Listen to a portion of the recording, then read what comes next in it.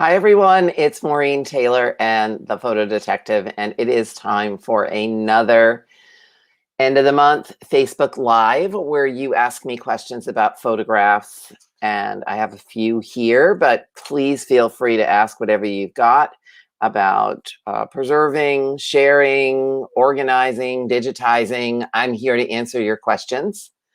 It's great to see everyone. I'm going to put something here. Oh, and I can't go on Instagram today because my sit stand desk ate my ring light. So I'm using the stand for something else. So unfortunately, if you wanted to watch me on Instagram, that is not going to be possible today. It squished the connector plug. Just one of those technical things I'm having this week.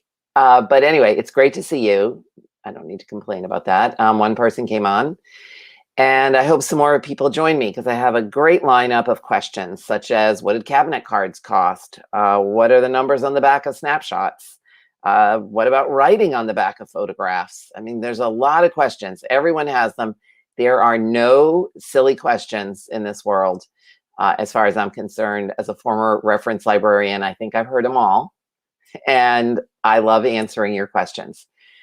So how shall we dive in? What should I start with? I would like to start with something while we're waiting for people to join us. I would like to talk about, hey, Dave from Renton, Washington, great to see you. I would like to talk about my podcast and episode 146, which was about using Twitter for a family reunion. And I just, this story just sticks with me. So the tale is that this historian by the name of Victoria Johnson, who I had a great time chatting with, we had a great time chatting about all kinds of things, history and book related, but she bought a used book a long time ago, like 20 years ago, and it sat on her shelf, as we all do, right? We buy all these books, we think we're going to read them, we need them, maybe they're resources, we keep them in our library until we actually need them, and that's pretty much what happened with Victoria. And then about a year or so ago, she opened the book and this photograph fell out of a family from the 1960s.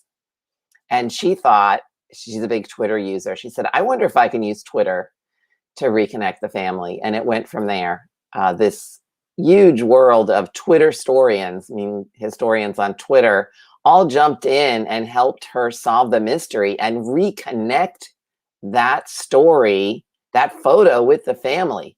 There were still people around. So eventually it was sort of like, this person did this research, this person did this research, and then it just boom, went viral. So that's 146. If you are interested in listening to podcasts, we are putting a couple of podcast episodes up on YouTube for the month of October, so that maybe if you don't know how to listen to a podcast, they are available on my website. But if you want another option and you're like to use YouTube, you'll be able to do that on the YouTube channel. So that's what I'm doing this afternoon, is putting a couple of October themed things up. For the podcast in October, I have Sharon Carmack talking about her research, finding information about an American medium who went to England. And this is a project that I helped her with, not the research of that, but identifying some photographs previously unknown to exist of the woman. So that fits into my series on other ways, other types of people that use photos. I have a ghost hunter. Yes, I do. I have a ghost hunter that you might be familiar with. He was on International Ghost Hunters. He's traveled all over the world. He's a local guy, and he actually uses old photographs in the ghost hunting. So you get to hear his perspective. So check that out this month. Who else do I have? I have a woman talking about mourning jewelry and mourning clothes, and that clears up a few misconceptions. So if you don't listen to my podcast, you might want to this month if you're interested in any of those topics. And of course, the end of the month is Ask Maureen, both live and recorded from the previous month. So should we dive in? The theme for September with the podcast was reuniting photos, like orphan photos. So I would like to share a few with you. So in last week's newsletter, we shared some images from, I have to actually read it, it's long. The Fairview home for friendless children. Some children were only in there for a short period of time, and then the parents took them out. But this person shared with me some pictures that they have of the New York Orphan Society, or later called Vanderheiden Hall. And these are images that this person, Kevin, is trying to identify. This is in Colony, previously known as the town of Waterlivet, New York. So would you like to see those pictures? I think you should see them. They're really gorgeous. They were in the newsletter. We're really hoping somebody recognizes them or has more information. The other thing we're going to do in the newsletter for a couple of, here and there, is share collections of photographs that need to be identified. And we have one of those from, I believe, Saginaw, Michigan coming up. I'm working with them on that project.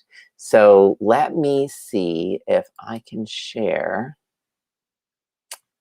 these pictures.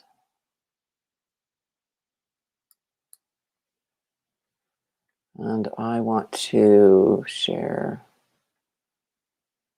I'm going to share screen one and see what happens. You know what? I'm going to try to put these over on the other screen. I'm not usually, yep, that's the best way to do it. So we'll do that. Just a second. Share screen two. There we go. So let me try to make this full. This will make it full size or not. There we go. So there's one of the images. Now these people are obviously dressed up for some sort of play at the Fairview home, also known as the New York Orphanage Society. So this is very cool. I'm going to put Kevin Franklin, his email in here. If you think you know who any of these people I'm going to show are, please reach out to him, or you have some other suggestions for him. He'd love to hear from you. So let me go to the next picture, see if I can, what will happen when I try to do that.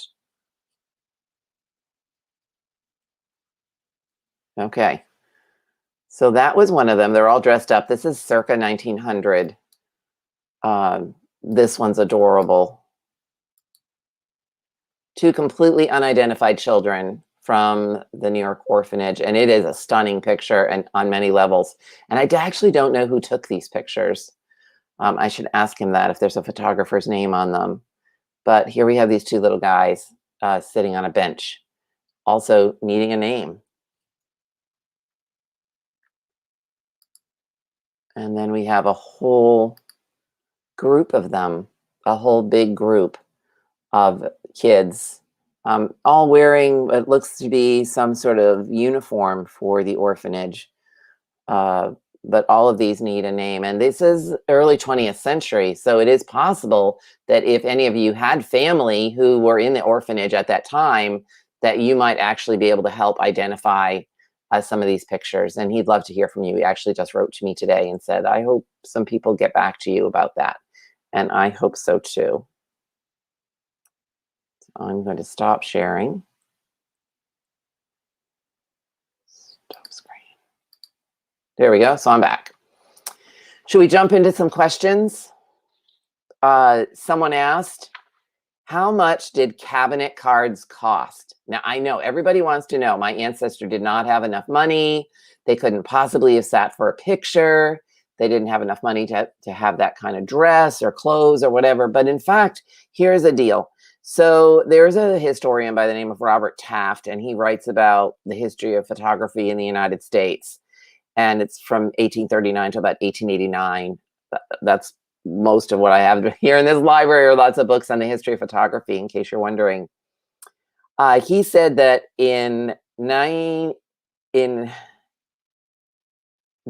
in the beginning, these cabinet cards are really sort of the 1880s, that you could get a dozen of them at a notable studio for $12, while at a lesser known studio, they could sell for as little as $3. That's for 12. So studios advertised that they would, you could go with your friends, and if you brought so many, so if you brought 12 friends with you, somebody would get a photo album and all those pictures would go in the album. Gives you a whole new understanding of who might be in that family photo album. I'll be talking about that at the end of October, so watch for something there. What else? Oh, this is a really common question. You have snapshots, right, from the 1920s or 19 teens, and you flip them over and there's a number on the back. What is that number? That is the question that someone asked. By the way, if you have a question, just put it in the chat. There are no silly questions. I'm here to answer whatever you might have. Put it in the chat and we'll talk about it. But what do the numbers on the back of those snapshots mean? So someone wrote to me and said that they actually worked in a photo studio at one point, and that the developers stamped the backs of all the photos with the same number in alphanumeric order to keep track of the photos from the same roll of film.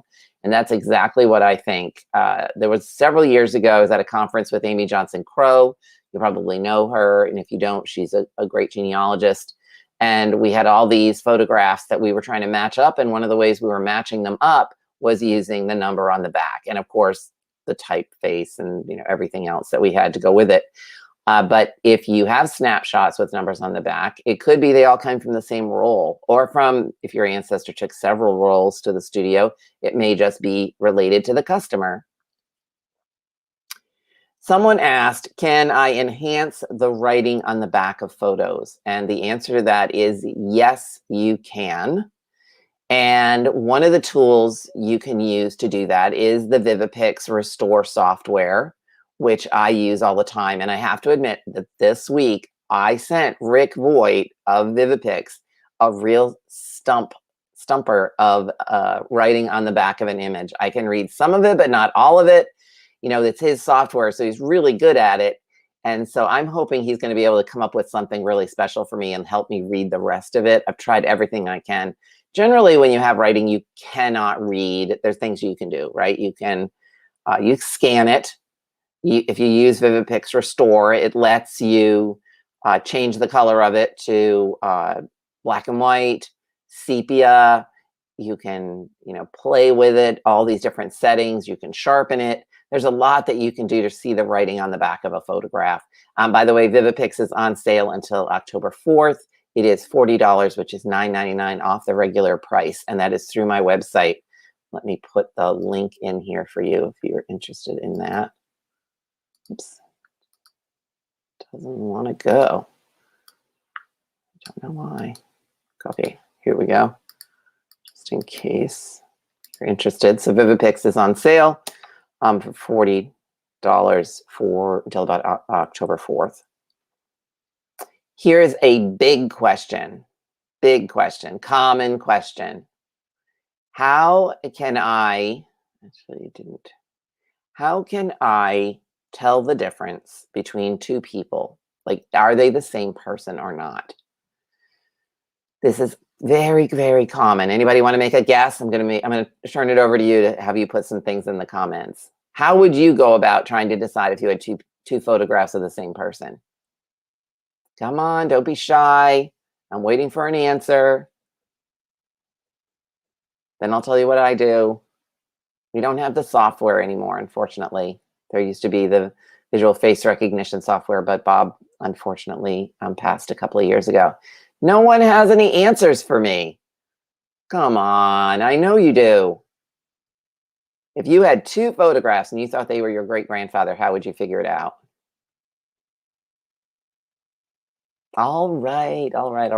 Well, first off, you have to date each individual photograph. So you have to make sure that you have, chin and jawline is perfect. But you have to make sure that both of those photographs could be at the right point in that person's life. So if you have two elderly photographs of an elderly man, and one dates to be 1880 and one dates to be 1900, then probably they're not the same person. They're just other family members who might look like them. Then you look at the chin and the jawline. You look at all the features in the face to try to match them up, especially the ears, spacing in the eyes, spacing between the eyeball and the eyebrow, shape of the nose, the mouth, the whole thing. Now, of course, if they have a beard, that that can throw things off, or a mustache, for sure. But first off, you start with, is it possible, once you've dated both of those photographs, for it to be the same person? Carol asks, when I scan tintypes, do I reverse the image? I do not, Carol, unless there's writing in the background and you know that it's reversed. So there were reversing lenses available for photographers, but not all photographers use them. So, and Dave Johnson wants to know, have I ever used Lightroom to edit photos? I have not.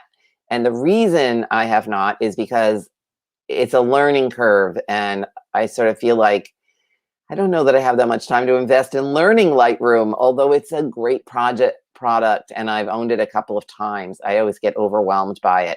Vivipix pretty much does it for you.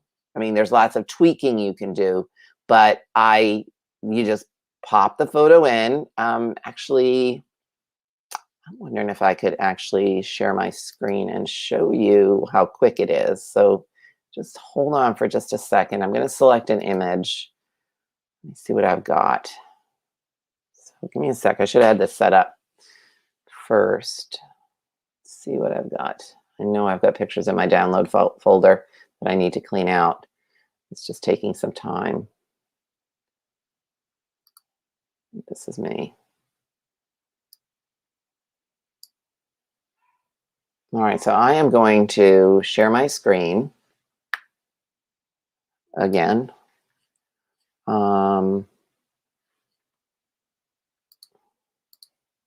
Show you the screen. Screen 2. So I popped an image in there and I'm going to find it over here so I can share it with you. It is Women 750.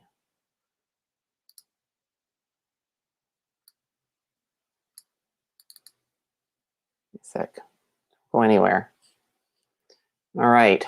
So here's the photograph that I popped up into Vivipix. And hopefully it's going to pop up. So I just pick, and then will it make it bigger? It gives you a 9-shot. And then there's lots of things I can do with it within here. So this, I picked faded print or slide, and everybody has a different one. I like this one down here as an option, but I can also see, there it is side by side. There's the original photograph. There's the, let's see what happens if I go to full screen. If I can, yep. There's the original on the left. There's the one on the right. I can make it black and white, which I don't really care for.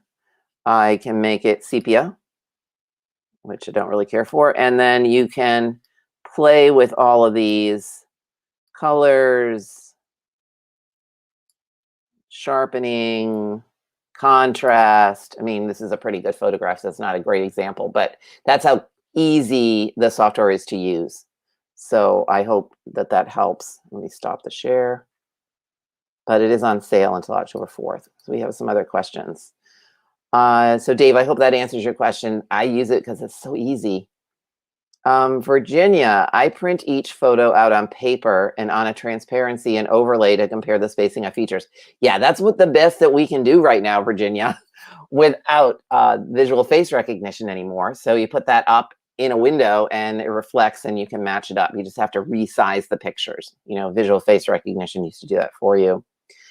Yeah, Catherine, I know a lot of people use Family Search for their compare a face. That could help. Can someone else resurrect something like Bob's program? I have reached out to his partner and so far no answer, but I will do it again. You know, it's a pandemic and we're all just, you know, it is what it is. So I can reach out to him, and Family Search does have the compare a face, which a lot of people use and love. So try that too. that works. Anybody else have any questions? This is great. Love questions.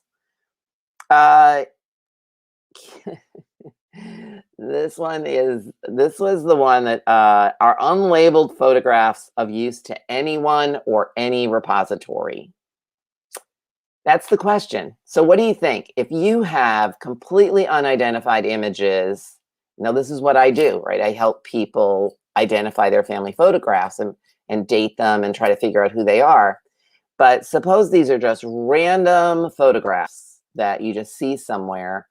Would a repository be interested in them? Probably not, unless they are significant in some other way. Like they're significant because they're showing some historical information, like stores or buildings that are no longer there. Then that might be of interest. Are they of interest to anybody? Well, this is why there's websites like deadfred.com. That's why all over the internet now we have people who are like Kate Keller, for instance. She has her Forgotten Faces on Facebook. There's the Photo Angel who's doing that now. There's people on Instagram who are just randomly posting images and trying to reconnect them with family. I try to reconnect these images, especially once I date them and if I can identify them, with repositories who might want them. I'm not having great luck. So I don't know what to tell you. I am helping a relative right now with their collection of things that they have from the family that their children don't want, and we are trying to find a home for them. And it's pretty significant. It's early Vermont history for a particular town in Vermont, and some of it is from a university that somebody attended. So I will give you an update on that. I am trying really hard. We've inventoried half the collection and we have the other half to go to send it away and see if anyone's interested.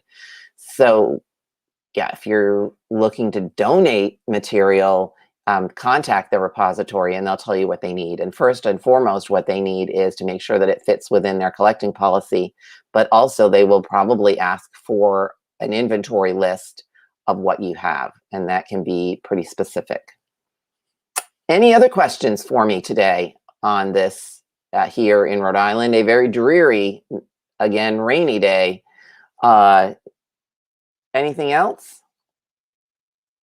Oh, one other thing that I have coming up on the podcast in October, gravestones with photographs on them, early ones. So I interviewed this guy, Elliot Conte, who has done a survey of cemeteries in various places looking for early 19th century photographs on gravestones. It's pretty cool, very cool. And they're actually in amazing shape.